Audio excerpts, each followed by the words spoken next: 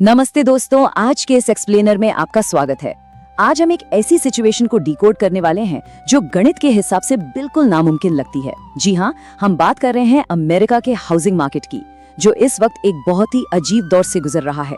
ये सिर्फ इकोनॉमी का सवाल नहीं है, बल्कि ये सीधा लाखों लोगों के फ्यूचर और उनकी जेब से जुड़ा हुआ है। तो चलिए इसे समझते हैं। जरा सोचिए, 1995 के बाद से आज सबसे कम घर बिक रहे हैं। ट्रांजैक्शन वॉल्यूम एकदम नीचे गिर चुका है, लेकिन दूसरी तरफ घरों की कीमतें गिरने का नाम ही नहीं ले रही, बल्कि वो अपने ऑल टाइम हाई पर बैठी हैं। नॉर्मली होता क्या है, अगर डिमांड कम है तो कीमतें गिरनी चाहिए, राइट? लेकिन यहाँ तो डिमांड और सप्लाई का बेसिक रूल ही टूट गया है। एक तरह से पूरा का पूरा मार्केट फ्रीज हो चुका है, एकदम जम सा गया है। तो चलिए सबसे पहले देखते हैं मार्केट बनाम गणित। आखिर ये प्राइस और रेट का शॉक है क्या? इस डेटा को देखिए, ये सच में आपके होश उड़ा देगा। मान लीजिए आप $4 लाख का एक घर देख रहे हैं। 2021 में उसी घर की EMI $1293 थी और आज वो बढ़कर $2023 हो गई है। मतलब घर वही है, पड़ोस वही है, लेकिन आपको हर महीने $730 एक्स्ट्रा देने पड़ रहे हैं। और ऐसा इसलिए नहीं कि घर बेहतर हो गया है, बल्कि इसलिए क्योंकि इंटरेस्ट रेट्स अब एक अलग ही लेवल पर पहुंच गए हैं। अब सवाल उठता है कि ये सब शुरू कैसे हुआ? महामारी और रिमोट वर्क, यानी इस पूरी सिचुएशन के असली उत्प्रेरक। चलिए इस टाइमलाइन पर एक नजर डालते हैं। 2020 में फेडरल रिजर्व ने इंटरेस्ट रेट्स को लगभग 0 कर दिया, जिससे घर खरीदने की एक अंधी दौड़ शुरू हो गई। इसके साथ ही वर्क फ्रॉम होम का बूम आ गया। 6% से सीधा 18% से ज्यादा लोग घर से काम करने लगे। लोग महंगे शहरों से निकलकर सस्ती जगहों पर भागने लगे। लेकिन फिर 2022 के बीच में महंगाई दर 9.1% तक पहुंच गई और फिर शुरू हुआ पिछले 40 सालों में सबसे तेजी से इंटरेस्ट रेट्स बढ़ाने का सिलसिला। और यहीं से शुरू होता है असली खेल। भाग 3, लॉक इन ट्रैप। एक ऐसा मार्केट जो पूरी तरह जम चुका है। यहाँ देखिए, ये लॉक इन इफेक्ट को बिल्कुल साफ कर देता है। अमेरिका में 51% से ज्यादा होम लोन्स ऐसे हैं जिन पर इंटरेस्ट रेट 4% से भी कम है। इसका मतलब समझ रहे हैं आप, लाखों लोग अपने ही घरों में फाइनेंशियली कैद हो गए हैं।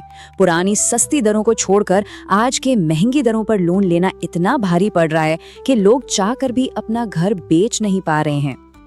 आज अगर कोई नया घर लेने का सोचता है तो उसे अपना वो पुराना सस्ता लोन छोड़ना पड़ेगा, जो शायद उसे जिंदगी में फिर कभी ना मिले। सिर्फ घर बदलने के लिए एक आम इंसान को औसतन $65,000 का नुकसान झेलना पड़ सकता है। ये बिल्कुल उस लिमिटेड एडिशन स्नीकर की तरह है, जो एक बार बिक गया तो फिर कभी रीस्टॉक नहीं होता। वो सस्ती दरें अब जा चुकी हैं। लेकिन बात सिर्फ लॉक इन इफेक्ट की नहीं है। भाग 4, 15 सालों की शॉर्टेज, यानी सप्लाई की बहुत बड़ी समस्या। सबसे बड़ी और कड़वी सच्चाई ये है कि अमेरिका में इस वक्त करीब 35 लाख से 45 लाख घरों की कमी है। जी हाँ, लाखों में। और ये कमी रातों रात नहीं आई है, बल्कि इसे बनने में पूरे 1 दशक से ज्यादा का समय लगा है। ये सिस्टम के अंदर की एक बहुत गहरी स्ट्रक्चरल प्रॉब्लम है। आखिर घरों की इतनी कमी क्यों है? 2008 के क्रैश के बाद बिल्डर्स इतना डर गए कि उन्होंने घर बनाना बहुत कम कर दिया। सालाना निर्माण 15 लाख से गिरकर 9,90,000 रह गया।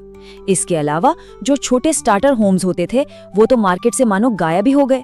ऊपर से आज के समय में सप्लाई चेन और टैरिफ्स की वजह से हर नए घर की कीमत में 10 से $17,500 का एक्स्ट्रा खर्चा जुड़ जाता है।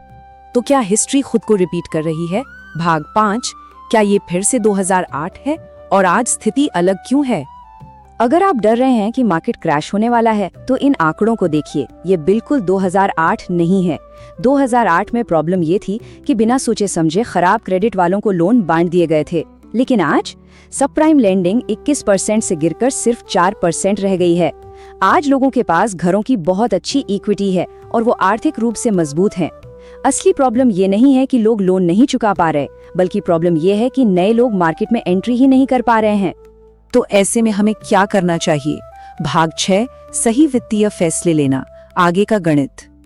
आज के एक आम खरीदार को तो गणित ने गेम शुरू होने से पहले ही बाहर कर दिया है। अमेरिका में एक औसत परिवार कमाता है करीब $83,700, लेकिन एक औसत घर खरीदने के लिए चाहिए $1,06,000। ये $22,000 का गैप कोई छोटी बात नहीं है। ये किसी की पर्सनल फेलियर नहीं है, ये बस एक टूटा हुआ सिस्टम है जिसे हमें एक्सेप्ट करना ही होगा। तो फिर सही फैसला क्या है? आज के टाइम में रूल बहुत सिंपल होना चाहिए। घर तभी खरीदें जब घर का टोटल खर्चा आपकी इनकम के 30% से कम हो और आप वहाँ कम से कम 7 साल रहने वाले हों। अगर गणित सही नहीं बैठ रहा तो सच मानिए, किराए पर रहना और अपने बचे हुए पैसों को किसी इंडेक्स फंड में इन्वेस्ट करना आज के समय की सबसे स्मार्ट और लॉजिकल स्ट्रैटेजी है।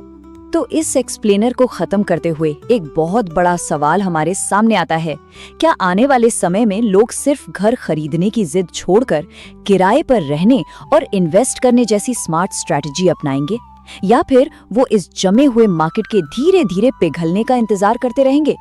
ये देखना वाकई बहुत दिलचस्प होगा। आज हमारे साथ जुड़ने के लिए आपका बहुत बहुत शुक्रिया।